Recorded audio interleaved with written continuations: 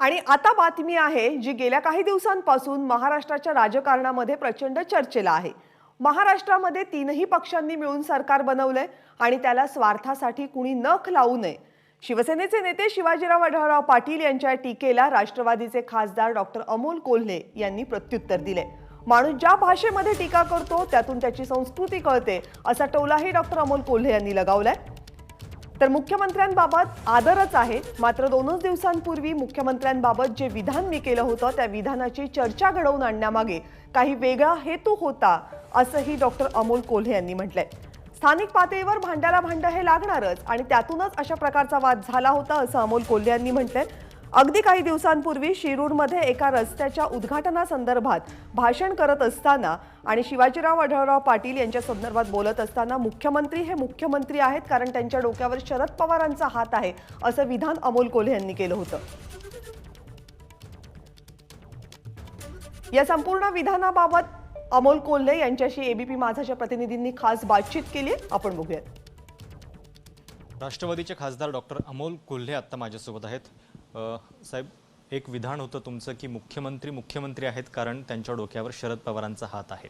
स्थानिक संदर्भातलं विधान होतं, मात्र त्याची राज्यभर चर्चा झाली या विधानाची। नाही, जे विधान होतं ते विधान जर आपण पूर्णपणे ऐकलं तर ते विधान पूर्णपणे हेच आहे की माननीय मुख्यमंत्र्यांविषयी नक्कीच आदर आहे, पण त्यांचं नाव घेऊन स्थानिक पातळीवर जर वेगळ्या पद्धतीनं अकारण मित्रपक्षांवर टीका होत असेल तर टीका करणाऱ्यांनी ही गोष्ट सुद्धा लक्षात ठेवावी।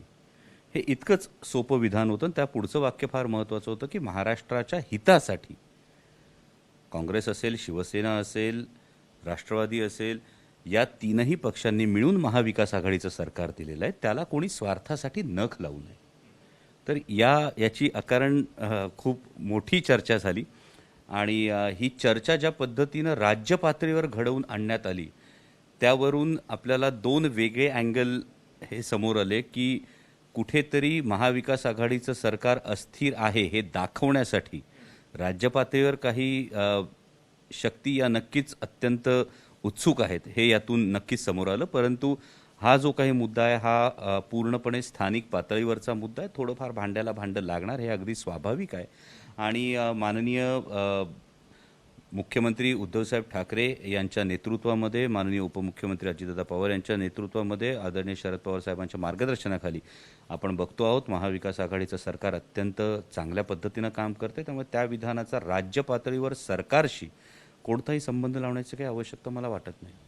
या विधानानंतर स्थानिक पातळीवरती जे तिथले विरोधक आहेत, शिवसेनेचे माजी खासदार, त्यांनी आरोप केला की शिवसेनेमुळेच जे मोठे झाले त्यांनी असं म्हणणं म्हणजे, आणि त्याच्यानंतर परत त्यांनी वेगळ्या अर्थानं तुमच्यावरती काही टीका पण केली खालच्या शब्दांमध्ये। कसं होतं, माणूस ज्या भाषेत टीका करतो त्या भाषेवरून त्याची कदाचित संस्कृती कळत असेल आणि याविषयी मला खरंच वैयक्तिक बाबीत टीका करण्याचं मला कुठलंही त्यामध्ये स्वारस्य नाही, कारण शिरूर लोकसभा मतदारसंघाचा विकास करण्यासाठी आदरणीय पवारसाहेबांच्या मार्गदर्शनाखाली हा विकास करण्यासाठी मी कायम कटिबद्ध आहे, तिथल्या जनतेशी मी कटिबद्ध आहे। आपण संसदेतली कामगिरी जर जी काही आदरणीय आमच्या लोकसभेच्या नेत्या सुप्रियाताई सुळे यांच्या नेतृत्वाखाली जी काही संसदेतली कामगिरी त्याच्यावर आपण नजर टाकली, शिरूर लोकसभा मतदारसंघातल्या केंद्र शासनाच्या अखत्यारीत असणाऱ्या एकूण प्रोजेक्टच्या पाठपुराव्यावर एकूण नजर टाकली तर सर्वसामान्य जनतेला या गोष्टी माहिती आहेत आणि त्यामुळे ही वैयक्तिक चिखलफेक करून अकारण माझ्या शिरूर लोकसभा मतदारसंघाचं नाव वेगळ्या आणि चुकीच्या कारणासाठी चर्चेत आणणं मला योग्य वाटत नाही। त्यामुळे त्यांच्या टीकेवर मला कुठलंही उत्तर द्यायची आवश्यकता भासत नाही। आपल्या विधानानं महाविकास आघाडी सरकारमधला समतोल जो आहे तो कुठेही बिघडलेला नाहीये। नाही, नक्कीच, कारण वरचे तुम्ही जर बघत असाल सन्माननीय मुख्यमंत्री उद्धवसाहेब ठाकरे असतील, आदरणीय उपमुख्यमंत्री अजितदादा पवार असतील, बाळासाहेबजी थोरात असतील, हे सगळे नेते अत्यंत समन्वयानं महाविकास आघाडीचं काम करत आहेत आणि हे करत असताना आदरणीय शरद पवार साहेब असतील, सोनियाजी गांधी असतील, यांचं सगळ्यांचं एकमेकांशी एक समन्वय आहे आणि या समन्वयातून कोणी कितीही जरी हा प्रयत्न केला तरी कालच माननीय खासदार संजय राऊत साहेबांनी ज्या पद्धतीने सांगितलं त्या पद्धतीनं महाविकास आघाडीचं सरकार हे सक्षम आहे, ते भक्कम आहे आणि नक्कीच महाराष्ट्राच्या हितासाठी महाविकास आघाडीचं सरकार हे देशासमोरचं कदाचित भविष्यासाठीचं उदाहरण आहे। संसदेच्या अधिवेशनाच्या आसपासून सुरुवात होतीये. कुठले मुद्दे प्रामुख्याने अजेंड्यावरती असतील ज्या मुद्द्यांवरती तुम्ही संसदेत आवाज उठवणार? नाही, अनेक मुद्दे आहेत यामध्ये. देश पातळीवरचे काही मुद्दे आहेत, राज्य पातळीवरचे काही मुद्दे आहेत आणि माझ्या शिरूर लोकसभा मतदारसंघातले काही मुद्दे आहेत. जर आपण चढत्या भाजणीने गेलो तर शिरूर लोकसभा मतदारसंघातला जो बैलगाड्याचा जो प्रश्न आहे, बैलगाडा शर्यतीचा जो प्रश्न आहे, हा अत्यंत जिव्हाळ्याचा, माझ्या माणसांशी, माझ्या मातीशी अत्यंत जिव्हाळ्याचा हा प्रश्न आहे. आणि त्यामध्ये बैल या प्राण्याचा संरक्षित प्राण्यांच्या यादीत जो समावेश केलेला आहे तो समावेश काढून घेण्यात यावा यासाठी आपण सातत्यानं प्रयत्न करत होतो. या प्रयत्नाला बऱ्यापैकी यश मिळेल अशी परिस्थिती असताना आता पशुसंवर्धन मंत्रालयाचा कारभार हा वेगळ्या मंत्र्यांवर सोपवण्यात आलेला आहे आणि त्यामुळे पुन्हा ती एक सुरुवात करणं ही गरजेचं आहे. त्यामुळे माझ्या मतदारसंघासाठी बैलगाड्याचा प्रश्न असेल किंवा जे स्थानिक प्रश्न आहेत की स्वदेश दर्शनमधून काही देवस्थानांचा जो डेव्हलपमेंटचा जो विषय आहे, त्याचबरोबर एक अत्यंत महत्त्वाकांक्षी प्रकल्प आम्ही पर्यटनाच्या दृष्टीनं विचार करतो, तो शिवसंस्कार सृष्टीचा प्रकल्प आहे, भक्तिशक्ती कॉरिडॉरचा प्रकल्प आहे. या गोष्टींवर नक्कीच आवाज उठवण्याचा, पाठपुरावा करण्याचा हा माझा प्रयत्न असेल. त्याचबरोबर पुणे नगर राष्ट्रीय महामार्गावरची वाहतूक कोंडी सोडवण्यासाठी एक अत्यंत सुंदर प्रपोजल जे 18 लेन फ्लायओव्हरचं माननीय गडकरी साहेबांच्या मार्गदर्शनाखाली तयार करण्यात आलेलं, त्याचाही पाठपुरावा करण्याचा माझा हा प्रयत्न असेल. पुणे नाशिक रेल्वेचं मोजणी प्रक्रिया सुरू आहे, त्याच्या पुढच्या आणखी काही टप्पे बाकी आहे, त्यासाठीचा हा पाठपुरावा रेल्वे मंत्रालयाकडं करणं हे याला माझं प्राधान्य असेल. आणि त्यानंतर आपण जेव्हा इतर सर्वसामान्य विषय जे म्हणतो त्यामध्ये राज्य पातळीवरचं महाराष्ट्राला येणारा कोविडच्या लसींचा पुरवठा याविषयी नक्कीच आवाज उठवणं खूप गरजेचं आहे. कारण केंद्र सरकारनं जे एक नरेटिव्ह सेट केलं होतं पहिल्या लाटेनंतर, ते म्हणजे की कोविडवर आपण विजय मिळवला, या नरेटिव्हचा फार मोठा तोटा झाला. की केवळ ही बढाई मारण्याच्या नादामध्ये आपण दुसऱ्या लाटेच्या वेळी गाफील राहिलो की काय असा प्रश्न पडल्याशिवाय राहत नाही, जे दुसऱ्या लाटेने जी आपली वाताहत केली ती पाहता.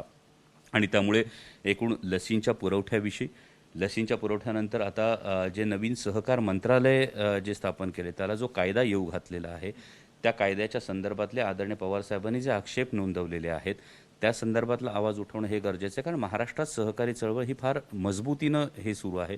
त्याचबरोबर जे सेन्सॉर बोर्ड कॅन्सल करण्याचा जो एक निर्णय घेतला जातोय, जो घाट घातला जातोय, ही अभिव्यक्ती स्वातंत्र्याची जी गळचेपी आहे या संदर्भात आवाज उठवणं मला वाटतं फार गरजेचं आहे. त्याचबरोबर जे आपले मीडियातले सगळे लोक आहेत, जे सगळे पत्रकार बांधव आहेत, या पत्रकार बांधवांसाठी सुद्धा ज्या काही अन्यायकारक तरतुदी आलेल्या आहेत आणि त्यानुसार त्यांचं स्वातंत्र्यसुद्धा काही बाबत त्यांच्या स्वातंत्र्यावर टाच आणली जाण्याची भीती काही पत्रकारांनी मला बोलून दाखवली, त्या संदर्भात सुद्धा अभ्यास करून मी त्यावरही आवाज उठवेल.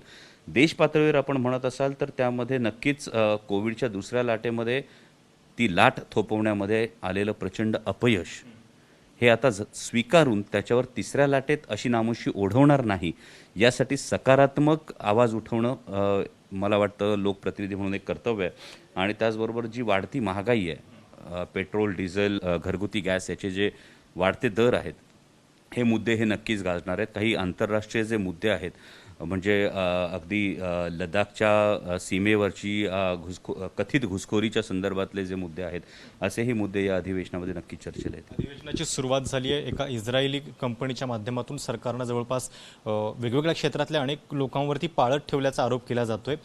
प्रकरण गंभीर आहे. नक्कीच अशा पद्धतीचं कालच काही समाज माध्यमांतून ही बातमी आधी समोर आली आणि त्यानंतर आपण सर्व माध्यमांनी सुद्धा ही बातमी लावून धरली. जर अशा पद्धतीनं पाळत ठेवली जात असेल तर हे नक्कीच अत्यंत गंभीर आहे आणि कुठेतरी लोकशाही मूल्यांची पायमल्ली करणार आहे. हे होते राष्ट्रवादीचे खासदार डॉक्टर अमोल कोल्हे आणि ज्या त्यांच्या विधानाचा अर्थ काढला गेला त्याच्या संदर्भातलं स्पष्टीकरण त्यांनी दिलेलं आहे. महाविकास आघाडीच्या संतुलनावरती कुठलाही परिणाम त्यामुळे होणार नाही हे त्यांनी स्पष्ट केलेलं आहे.